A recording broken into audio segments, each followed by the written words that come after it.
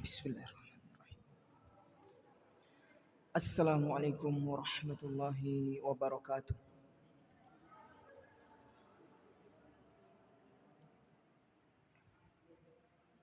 Alhamdulillahi wahdah. Wassalatu wassalamu ala man la nabiyya ba'dah.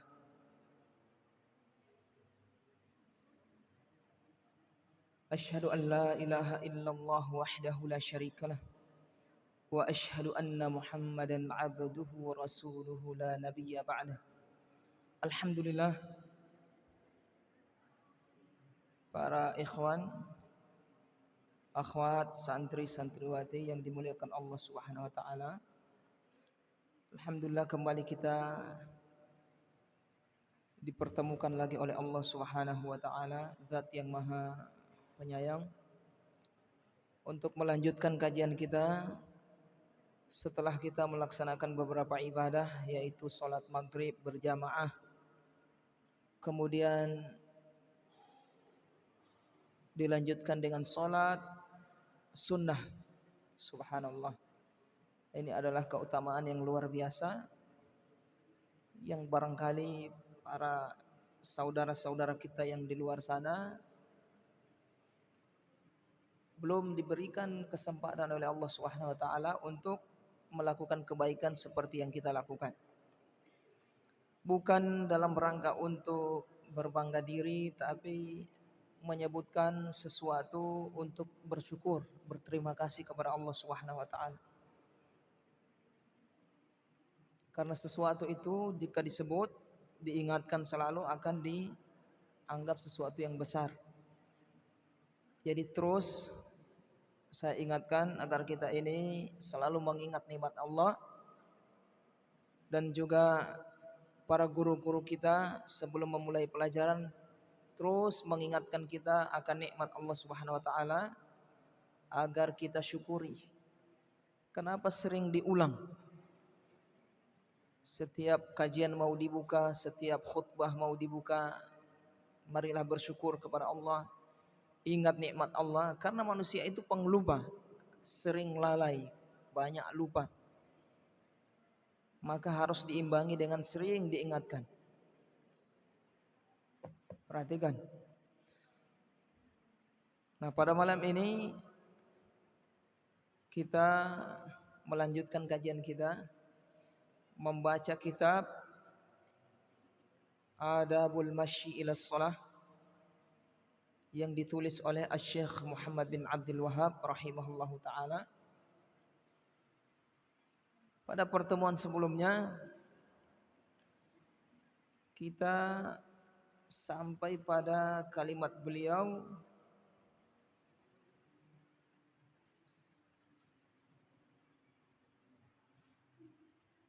siapa yang masih ingat sampai di mana kemarin?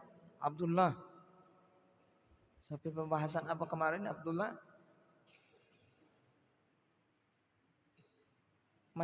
Masih bacaan surat Al-Fatihah ya? Nah, masih Al-Fatihah ya.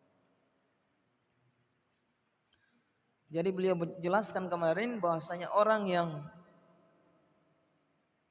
jahil atau tidak menghafal Al-Quran, wajib baginya berusaha untuk menghafal Al-Quran jika dia mampu. Artinya jika dia mampu untuk menghafal Al-Quran tapi dia tidak mau menghafal Al-Quran, berarti dia meninggalkan kewajiban. Dan ketika dia sholat dalam keadaan tidak membaca Al-Quran padahal mampu, maka sholatnya tidak sah. Kemudian Asy-Syaikh juga menyebutkan bahwasanya orang yang tidak mampu menghafal atau tidak mampu membaca dengan benar, kata beliau, orang yang tidak mampu menghafal Al-Quran tapi dia bisa menghafal surat yang lainnya, maka wajib dia membaca surat yang lain selain Al-Quran. Misalnya ada seseorang disuruh hafal surat Al-Fatihah, dia tidak bisa. Mungkin berkaitan dengan lisannya ada lafaz yang tidak sesuai dengan lisannya di surat Al-Fatihah menyebabkan dia tidak mampu untuk menyebutkan surat Al-Fatihah atau tidak hafal. Ada kalimat yang susah dia hafal. Tapi dia hafal surat Al-Ikhlas misalnya, Qul huwallahu ahad. Maka dia wajib membaca surat itu. Nah, bagaimana kalau dia tidak bisa menghafal Al-Quran dan tidak bisa menghafal surat yang lainnya? Nah, ini kondisi yang ketiga. Maka wajib dia membaca zikir subhanallahi walhamdulillahi wala ilaha illallah wallahu akbar ketika berdiri sebagai pengganti dari surat Al-Fatihah tadi. Tapi susunannya begitu ya, susunannya orang yang tidak tahu tidak hafal surat Al-Fatihah, kewajiban dia adalah menghafal. Kalau dia tidak hafal,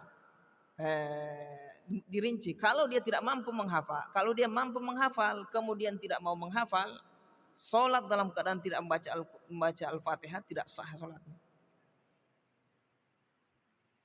Nah, kalau kemudian kondisi yang berikutnya, bagaimana kalau dia tidak mampu, memang tidak mampu menghafal menghafal surat Al-Fatihah. Nah, yang seperti ini tidak bisa dia langsung membaca subhanallahi walhamdulillahi wala ilaha illallah Allahu akbar, tidak sah. Tapi dilihat dia mampu tidak menghafal surat yang lain di dalam Al-Quran seperti Al-Ikhlas, An-Nas atau ayat kursi misalnya. Mampu berarti itu yang dibaca di dalam sholat. Itu juga tidak mampu, tidak bisa, baru turun membaca subhanallahi walhamdulillahi wala ilaha illallah wallahu.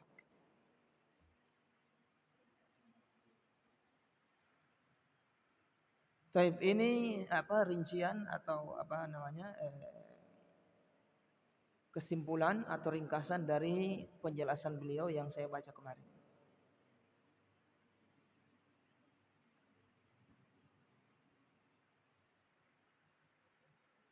Kemudian kita lanjut, kata beliau, "Tsumma yaqra'ul basmalata sirran." Kemudian setelah itu dia membaca basmalah sirron, sir. Mazhab Hambali, karena Imam Muhammad bin Abdul Wahhab bermadzhab Hambali, fikih beliau mazhab Hambali. Jadi pemaparan beliau di kitab Adabul Masyi ila Shalah, demikian juga kitab yang sebelumnya yaitu Syurutus Shalah, sama. Berjalan di atas mazhab Hambali juga. Kemudian dia membaca basmalah yaitu bismillahirrahmanirrahim sirron, sir. Sudah saya jelaskan apa makna sir kemarin. Khalid, apa makna sir Khalid?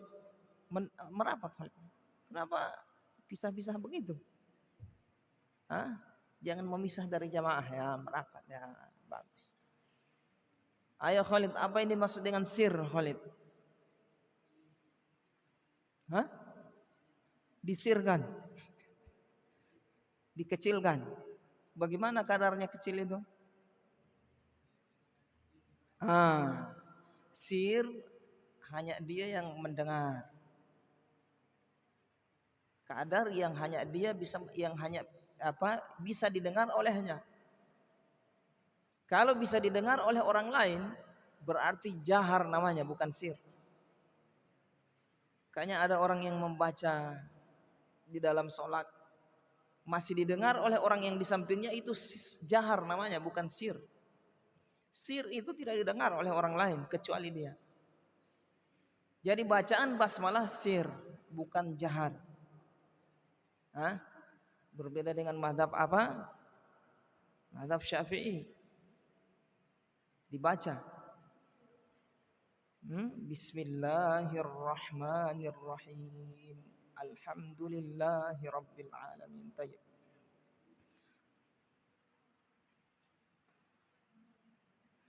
Tapi ingat, berkaitan dengan ini sebagai arahan, nanti kalau antum di kampung mau berdakwah di suatu komunitas, suatu kampung, daerah, tidak apa-apa antum ikut amalan yang biasa diamalkan oleh orang di kampung itu. Kalau mereka biasa membaca bismillah jahar, antum baca jahar, tidak ada masalah. Tidak ada masalah karena ini perkara yang diperselisihkan oleh para ulama, bukan perkara yang harus dikerasi. Ini perkara luas. Kalau maslahatnya menuntut untuk kita menjaharkan, yang bermain di majelis ya. Kalau kondisinya menuntut untuk kita jaharkan, berarti kita jaharkan. Ada maslahat besar, maslahat dakwah supaya menghindari keributan supaya menghindari keributan di tengah masyarakat, baca bismillah kita kasih jahar, tidak ada masalah. Ustadz kalau kunut, Ustadz kunut antum.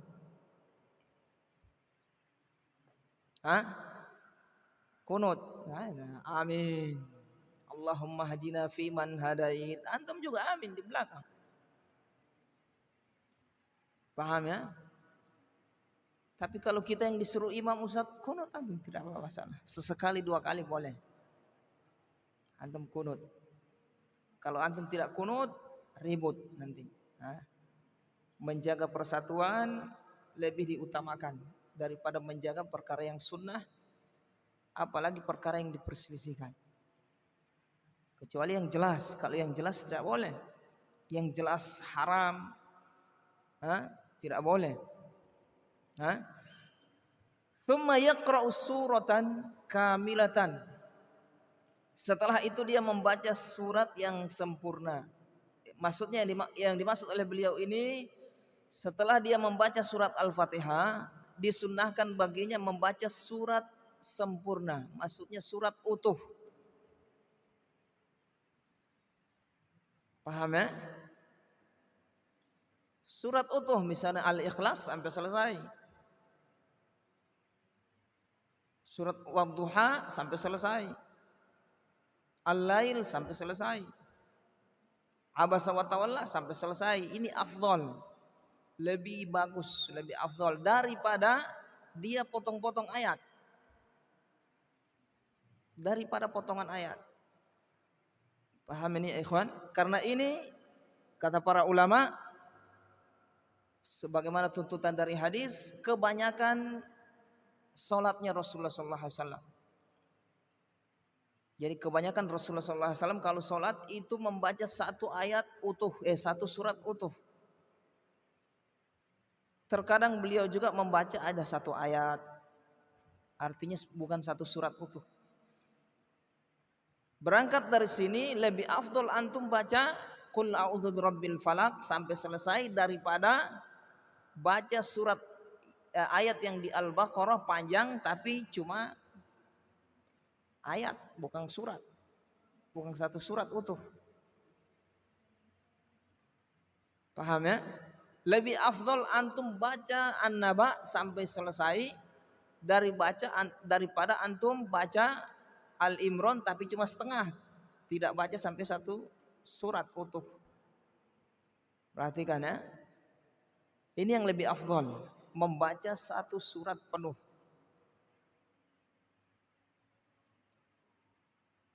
Tapi boleh satu ayat boleh ya, yang afdal. Wa yujzi ayatun, kata beliau, wa yujzi ayatun illa anna Ahmada istahabba an takuna tawilatan.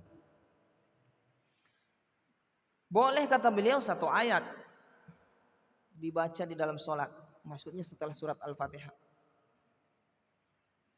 Illa kecuali anna Ahmada, Imam Ahmad istahabba menyunahkan, menganjurkan antakuna tawilatan, hendaknya hendaknya ayat itu panjang. Seperti apa? Satu ayat dia tapi panjang.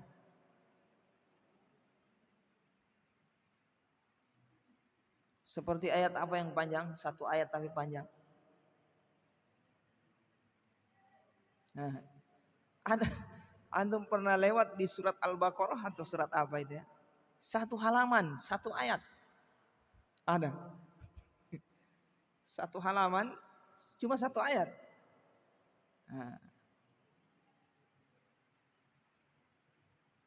Taib. Jadi kata beliau dianjurkan bisa satu ayat tapi pilih ayat yang panjang. Maksudnya dari sisi afdol ini ya, bukan dari sisi sah atau tidak sah. Fa in kana fi ghairi sholati fa in syaa jahara bil basmalah. Kemudian beliau kembali membahas tentang hukum jahar basmalah ini. Sir dan jahar basmalah. Fa in kana fi ghairi sholati, kalau di selain salat, yaitu dia membaca Al-Fatihah di selain salat.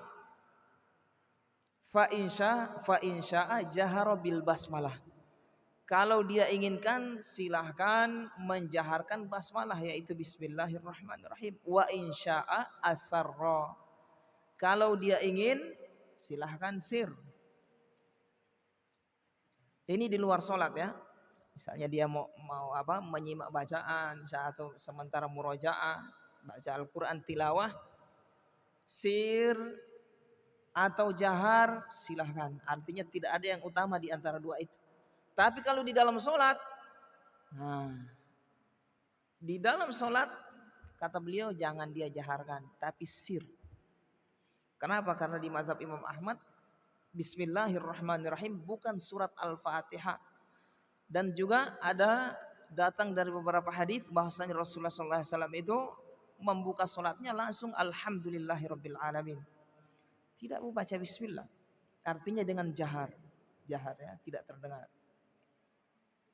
Dengan jahar terdengar, tapi Rasulullah membaca dengan sir. Fa in kana fi ghairi kemudian wa takunu suratu fil fajri min tiwalil mufassal. Kemudian beliau menyebutkan hukum berkaitan dengan apa yang dibaca, yang disunnahkan, dianjurkan, yang dibaca di dalam sholat. Surat-surat yang seperti apa dan pada sholat yang seperti apa. Dan pada sholat apa saja. Kata beliau wa takunu suratu fil fajri min tiwalil mufassal. Dan surat yang dibaca pada sholat fajar yaitu sholat subuh min tiwalil mufassal, yaitu surat dari tiwalul mufassal. Apa yang dimaksud dengan tiwalul mufassal? Jadi surat itu dimulai dari Qaf sampai ke bawah sampai ke An-Nas. Para ulama membagi menjadi 3. Ada tiwalul mufassal, ada ausatul mufassal, ada qisarul mufassal. Ada qisarul mufassal. Tiwalul mufassal mulai dari Qaf sampai An-Naba. Itu masuk tiwalul mufassal. Kemudian dari An-Naba sampai Ad-Duha itu qisarul mufassal, ausatul mufassal, pertengahan. Tiwalul mufassal artinya yang apa? Tak mufassal itu maksudnya yang terpisah-pisah. Ayatnya pendek-pendek, kemudian surat yang ayatnya itu pendek-pendek, itu namanya mufassal. Tiwalul mufassal artinya yang paling panjang suratnya. Nah, ayatnya paling panjang maksudnya surat. Atau bisa juga kita katakan surat. Itu namanya tiwalul mufassal. Kalau ausatul mufassal pertengahan. Kemudian dari Ad-Duha sampai An-Nas namanya qisarul mufassal. Nah, yang dibaca di sholat subuh adalah tiwalul mufassal. Surat Qaf. Masuk juz 29, juz 28, 27, 26.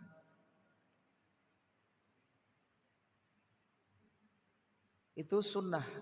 Intinya adalah surat yang panjang. Paham di sini ikhwah? Tapi surat yang panjang yang mufassal ya, dari Qaf ke bawah. Kalau Qaf ke atas itu mereka tidak katakan mufassal, karena itu ayatnya sangat panjang, banyak yang panjang.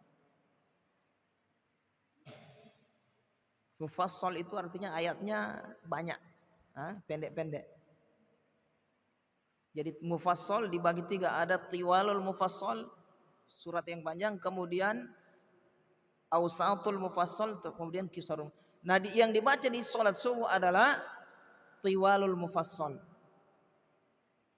Ini yang sering dilakukan oleh Rasulullah SAW, makanya sunnah afdol daripada antum baca yang pendek. Perhatikan ini yang jadi imam ini. Ini salat subuh, wadduha walaili idza saja, salat subuh. Antum menyelisih sunnah itu. Sah saja, salat sah saja. Cuma antum menyelisih sunnah.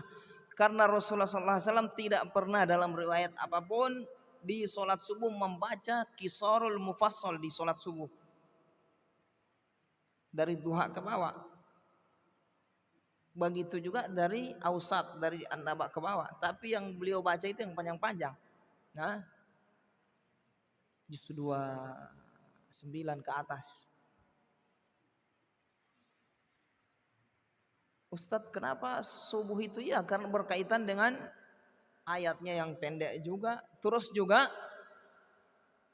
orang di saat itu baru bangun tidur, butuh untuk mendengarkan Al-Quran lebih banyak.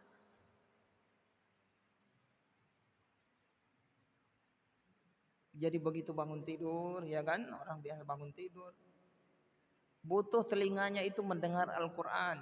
Kalau antum cuma baca wadduha wattini wazzaitun salat subuh, ya di kampung-kampung itu, janganlah. Di pesantren kita ini berusaha mengamalkan yang sunnah. Ya, baca yang tiwalul mufassal di salat subuh. Perhatikan yang jadi imam ini biasa. Butuh mendengar, bangun tidur itu butuh dengar Al-Quran lebih banyak. Kemudian wa awwaluhu qaf, kata beliau di sini. Wa awwaluhu qaf, tiwalul mufassal ini dimulai dari surat Qaf. Qaf wal Qur'anil Majid. Liqaulihi Aus, berdasarkan perkataan Aus. Sa'altu ashaba Muhammadin sallallahu alaihi wasallam. Aus ini seorang tabi'in. Saya bertanya kepada sahabat Rasulullah sallallahu alaihi wasallam, kaifa tuhazzibuna al-Qur'an? Bagaimana kalian membagi? Tuhazzib itu membagi Al-Qur'an. Qalu thalatha, kami membagi 3. Wa khamsan, kami bagi 5. Wa sab'an 7, wa tis'an dan 9. Wa ihda asyrata dan 11, wa thalatha asyrata dan 13. 3, 5, ganjil ini, 7, 9, 11, 13.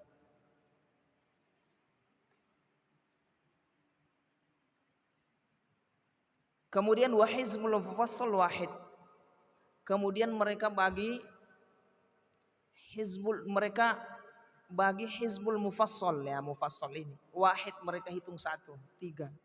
Artinya mufassal ini mereka bagi 3, ada yang tiwal, ada yang ausat, dan ada yang qisar. Wa yukrahu ay yaqra fil fajr. Kemudian kita lanjut. Wa yukrahu ay yaqra fil fajr min qisarihi. Subhanallah. Makruh hukumnya ay yaqra, seseorang itu di dalam pada salat fajar, salat subuh, membaca min qisarihi, membaca surat-surat yang pendek yang dari ad-duha ke bawah, qisarul mufassal. Tapi min ghairi udrin, tanpa udzur. Makruh hukumnya, sah saja. Baca surat-surat pendek di salat subuh makruh. Kalau tanpa udzur, kalau ada udzur ya lain lagi ceritanya. Makruhnya akan hilang. Hukum makruhnya berubah menjadi boleh. Kasafarin, apa saja udzur itu seperti dalam safar. Ketika safar boleh membaca surat yang pendek di subuh. Wa marad, dan ketika sakit. Wa nahwihima, dan yang semisalnya. Ini tidak ada yang dikejar juga. Tidak ada pemberangkatan di masjid sini, kemana kita? Jangan ya, makruh hukumnya. Kemudian kata beliau wa yaqra'u fil maghrib min qisarihi. Nah, apa yang dibaca pada sholat maghrib? Min qisarihi, yaitu qisarul mufassal. Ayat surat yang pendek-pendek. Itu yang sunnah, sering dibaca oleh Rasulullah SAW di sholat maghrib. Wa yaqra'u fiha ba'dal ahyani min tiwalihi. Tapi kata beliau wa yaqra'u kadang, ba'dal ahyan maksudnya sesekali. Min tiwalihi membaca tiwalul mufassal di sholat apa? Sholat maghrib. Jadi di sholat maghrib bolehlah baca an-naba, tapi sesekali, jangan sering. Apalagi surat-surat panjang. Sesekali.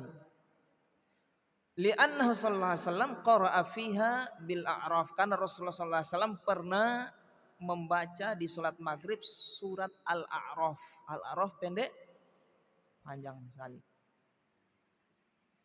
Wa yaqra'u fil bawaqifi min awsatihi. Kemudian kata beliau dan membaca fil bawaqi pada solat-solat yang lain min awsatihi, surat-surat awsatul mufassal. Wa yaqra'u fil bawaqi, bawaqi ini ya solat apa? Zuhur, solat asar, solat isya. Subuh tiwalul mufassal, maghrib qisarul mufassal. Di solat yang lain ini baca awsat yang pertengahan. In lam yakun udrun, kalau tidak ada udur. Wa illa, jika ada udur, qara'a bi aqsara minha, maka dia silahkan baca yang lebih pendek dari itu, yaitu qisarul mufassal.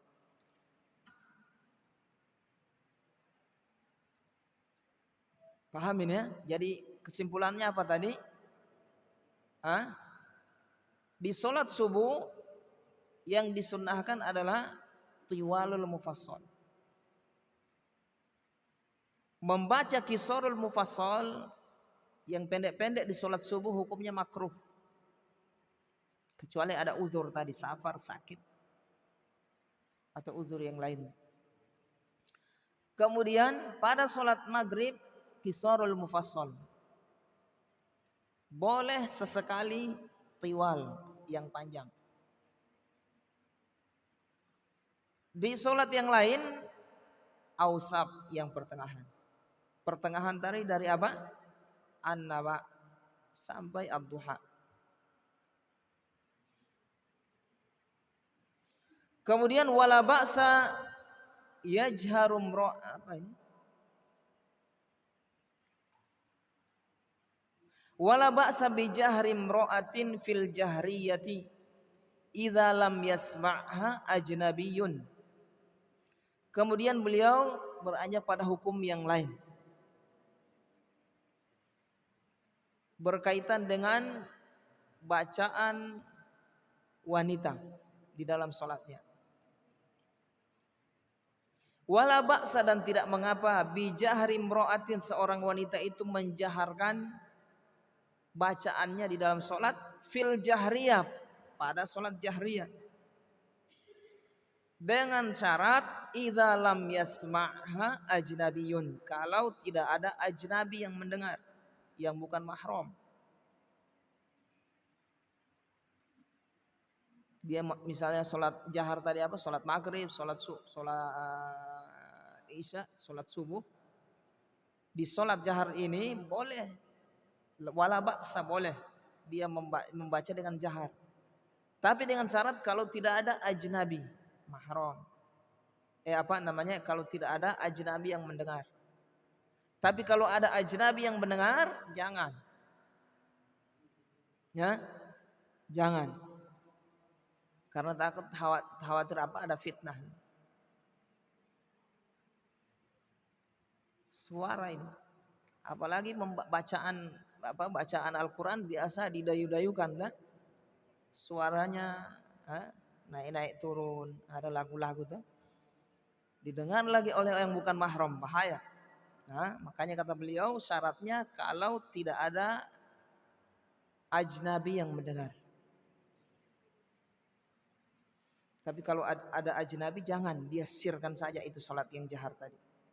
Kemudian wal mutanaffil fil lail yuwa'il maslahata. Adapun yang mutanafil fil lail, orang yang sholat sunnah pada malam hari, yuwa'i al maslahata, hendaknya memperhatikan maslahat. Maksudnya dia jaharkan atau dia sirkan. Sholat tahajud misalnya, lihat yang maslahat mana. Kalau dia kasih besar suaranya, jahar misalnya terbangun ada adik kecil, nah jangan, sir saja. Pahamnya? Tapi kalau dia kasih besar suaranya, tidak ada yang terganggu yang lain dan lebih lebih bisa khusyuk dia mendengar suaranya dalam sholatnya, silahkan jahar. Gitu. Ini yang dimaksud oleh beliau, memperhatikan maslahat. Fa in kana qariban minhu ini kata mayyata'adza bi jahrihi asarra. Kalau ada orang yang qariban minhu, orang yang di dekatnya, mayyata'adza akan terganggu dengan bacaan tadi, sementara tidur sakit misalnya, asarra dia sirkan bacaannya, salat tahajudnya tadi, atau salat apa, termasuk salat malamnya, tarawih misalnya sendirian di rumah. Wa in kana mimman yastami'u lahu jahara. Tapi kalau dia misalnya dia sebagai imam, ada yang mendengar makmum di belakang, ya dia jaharkan. Atau termasuk juga membuat dia tenang, kalau dia dengar suaranya ya dia jaharkan. Dengan syarat tidak ada yang terganggu tadi ya. Wa in asarra fi jahrin wa jahara fi sirrin bana ala qiraatihi.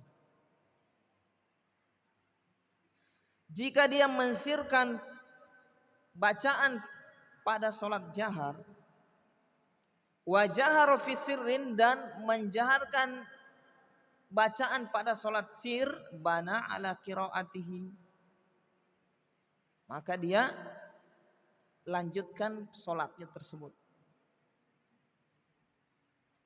Wa in asarra fi jahrin wa jahara fi sirrin bana ala qiraatihi. Paham maksudnya ini?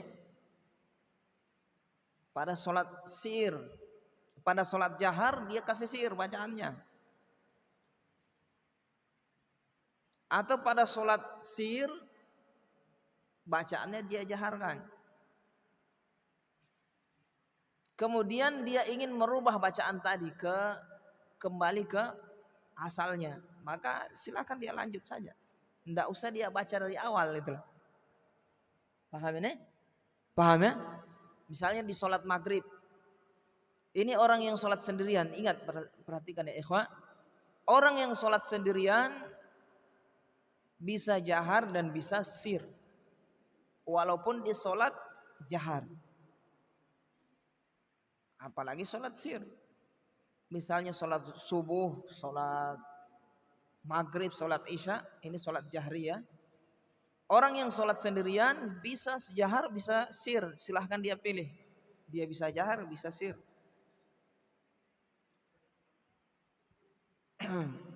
Bisa jahar, bisa sir. Tapi kalau dia misalnya yang sholat sir dia jaharkan, kemudian dia mau rubah ke sir lagi, tidak usah dia ulang dari awal, maksud beliau bana alaihi, maksudnya lanjutkan saja. Bismillahirrahmanirrahim. Bismillah. Alhamdulillahirabbil alamin. Kemudian dia mau sirkan, lanjutkan saja itu. Tidak usah ulang dari awal. Atau yang sir dia jaharkan, atau yang jahar dia sirkan, mau dia jaharkan lagi, lanjutkan saja, tidak usah ulang dari awal. Paham ya? Misalnya dia sudah sementara sholat zuhur, lupa dia atau sengaja misalnya. Alhamdulillahirabbil alamin. Padahal sholat zuhur ini dia jahat. Ar-Rahmanir-Rahim, Maliki Yaumiddin. Nah, ketika dia ingin sir, ini sholat zuhur, dia ingin sir, tidak usah ulang dari awal, lanjut saja. Itu maksudnya bana ala qiraatihi. Wa tartibul ayati wajibun li'annahu bin nas. Perhatikan. Kemudian beliau menyebutkan hukum yang lain lagi.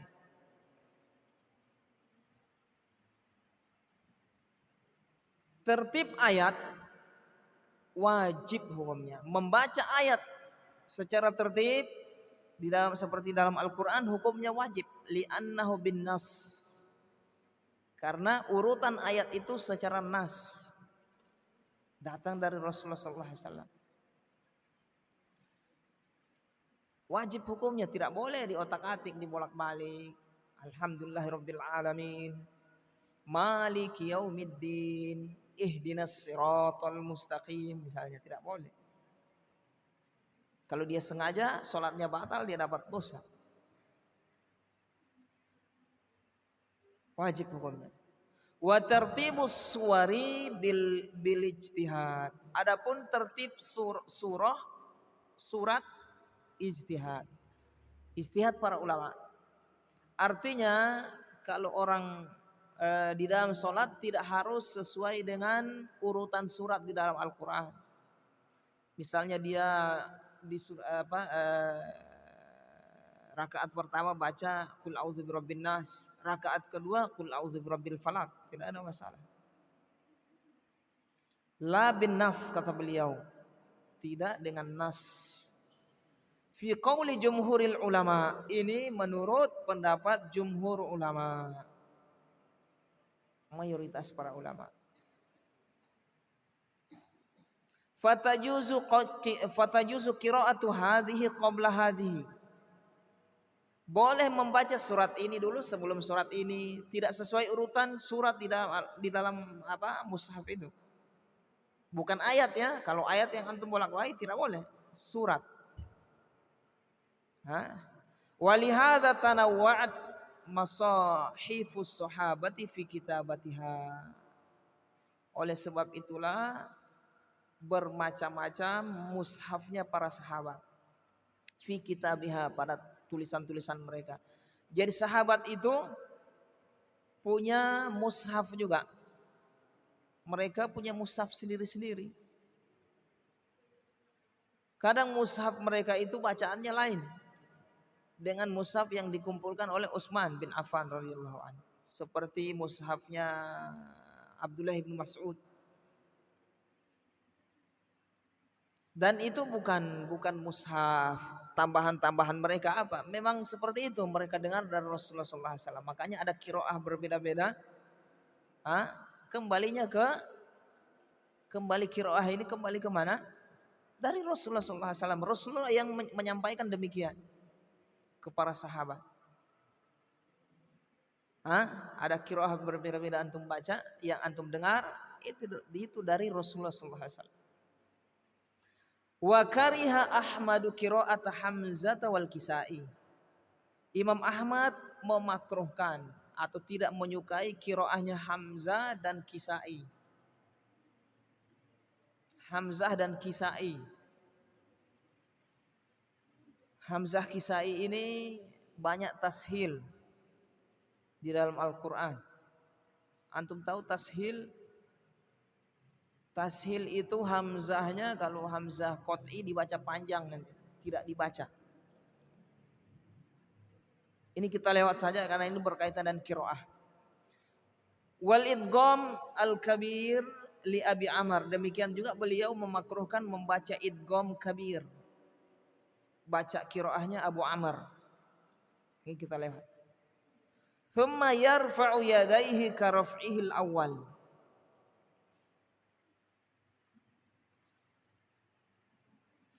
Kemudian beliau rahimahullahu taala menyebutkan hukum yang lain lagi, hukum yang baru. Tsumma yarfa'u, kemudian dia mengangkat tangannya.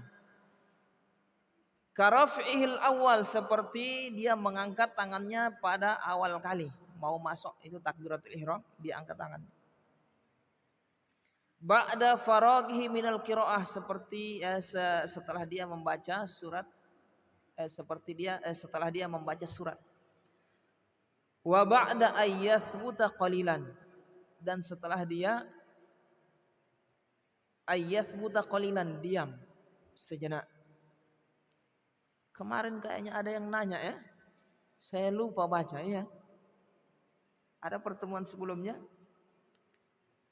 ada bacaan itu lembaran. Rencana saya mau baca, saya lupa.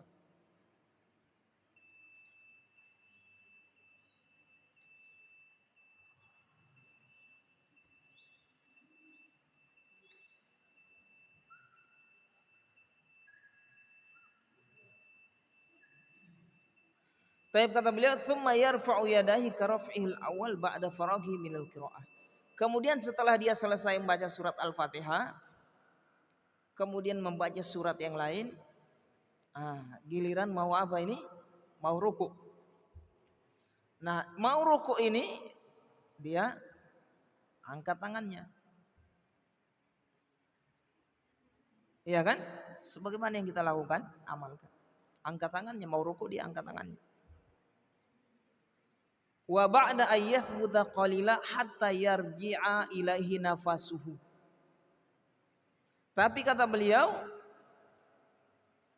dia angkat tangan ini ingin memulai apa? Ingin apa? Memulai apa? Ruku. Ini jangan langsung. Setelah dia membaca surat, jangan langsung ruku. Tapi wa ba'da ayyathbuta qalila, dia diam dulu sejenak. Hatta yarji'a ilaihi nafasuhu, sampai nafasnya kembali ke dia. Maksudnya sampai nafasnya kembali ke dia, dia narik nafas, setelah itu baru dia takbir, angkat tangan, takbir, kemudian takbir angkat tangan, setelah itu dia ruku. Takbirnya saat mau ruku. Ini juga kesalahan yang biasa terjadi dilakukan oleh para imam yang kita lihat. Setelah dia baca surat Al-Fatihah, dia baca surat setelahnya, belum nafasnya belum kembali, berapa detik langsung dia rukuk. Nah ini. Misalnya qul huwallahu ahad, Allahus samad, lam yalid wa lam yulad wa lam yakul lahu kufuwan ahad, Allahu akbar. Ini keliru. Harusnya dia diam dulu sejenak, ngambil nafas dulu, baru setelah itu dia angkat tangannya, kemudian bertakbir dan ruku. Ini yang dimaksud oleh beliau. Wala yasil qira'atahu bitakbirir ruku'i, dan jangan dia menyambung qiraah tadi dengan takbir ruku. Qul huwallahu ahad, Allahus samad, lam yalid wa lam yulad wa lam yakul lahu kufuwan ahad, Allahu akbar. Ini banyak terjadi keliru. Diam dulu sejenak. Setelah diam baru dia bertakbir untuk ruku. Wa yukabbiru fayad'u yadahi mufarrajatail asabi' ala rukbatayhi mulaqqiman kulla yadin rukbatan. Wa yukabbir, dan dia bertakbir. Takbir. Jadi takbirnya bukan waktu berdiri ya, waktu mau sudah bergerak mau menunduk untuk rukuk. Jadi setelah membaca selesai, berdiri kan, tunggu dulu nafasnya, tarik sejenak, baru angkat tangan takbir. Angkat tangan dia, kemudian dia apa? Setelah angkat tangan baru takbir. Allahu akbar. Gitu. Setelah dia sudah sempurna ruku, itu jangan bacaannya, usahakan sudah selesai di situ Allahu akbarnya. Jangan begitu nanti ruku Allahu akbar. Ini keliru. Karena Allahu akbar, takbiratul intiqal, bacaan Allahu akbar itu di saat perpindahan. Nah, berdiri dia mau rukuk. Nah, begitu mau memulai menunduk, Allahu Akbar. Nah, pas rukuk sudah diam itu. Karena di rukuk ini ada bacaan tersendiri.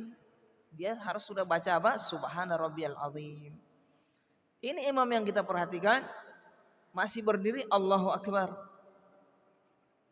Ya, dia membaca bukan pada tempatnya atau nanti sudah sempurna rukuknya. So, rukuk jelas baru Allahu Akbar. Nah, itu bukan bacaan Allahu Akbar situ.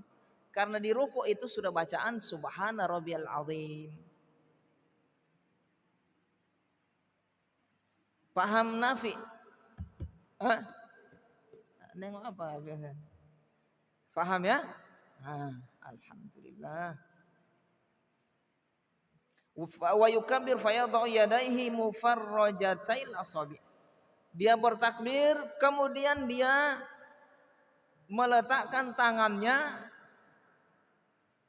di atas lututnya mufarrajatail asabi dalam keadaan jari jemarinya ini apa? Renggang. Nah, waktu dia menggenggam apa ini? Lututnya. Jangan begini. Tapi menggenggam dalam keadaan apa? Renggang. Nah, kayak mencekram lututnya gitu. Mufarrajatail asabi.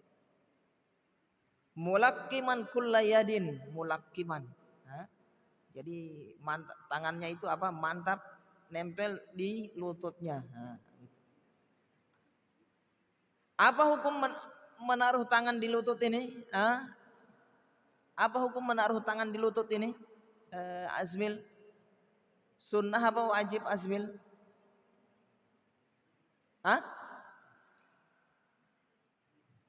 Sunnah.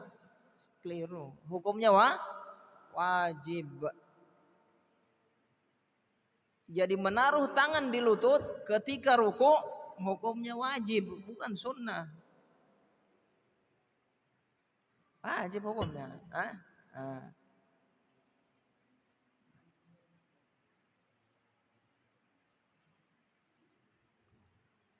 Wayamud, kemudian kata beliau wayamudda dhahrahu mustawiyan wayaj'alu ra'sahu hiyala la yarfa'hu. Kita akhirkan sampai di sini ikhwah, mudah-mudahan menjadi ilmu yang bermanfaat. Semoga Allah Subhanahu wa taala selalu memberikan kepada kita kesehatan, hidayah, taufik, dan dipertemukan lagi pada kajian berikutnya. Hukum berteman dengan lawan jenis. Berteman lawan jenis sebenarnya satu laki-laki perempuan ya. Iya Abdullah. Antum yang nanya Abdullah. Hukum berteman dengan lawan jenis. Meminta pertemanan dengan lawan jenis di medsos seperti FB dan IG. Untuk apa ente minta lawan jenis? Minta pertemanan?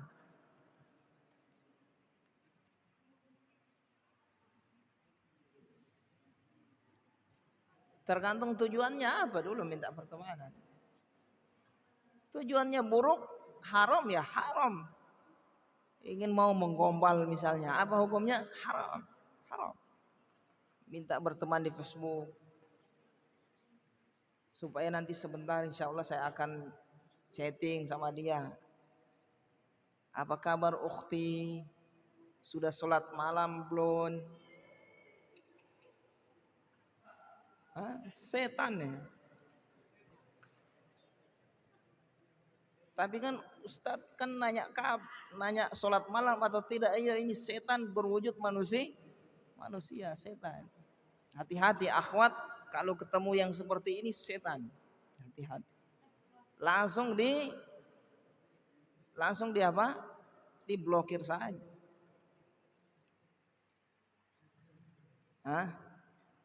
Jangan berikan kesempatan.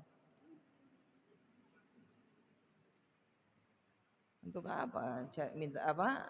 Minta pertemanan ke akhwat gitu ya, lewat beda jenis.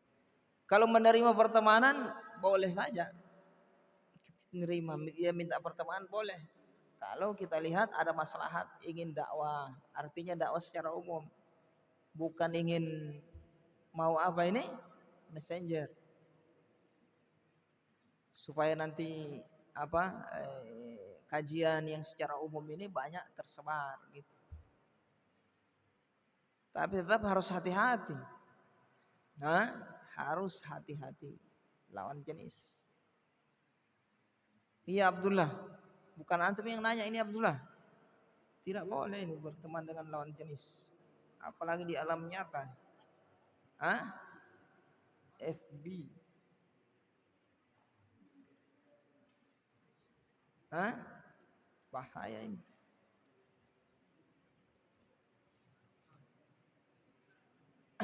Taib ya ikhwah, kita cukupkan kajian kita. Subhanakallahumma bihamdika asyhadu an la ilaha illa anta astaghfiruka wa atubu ilaik.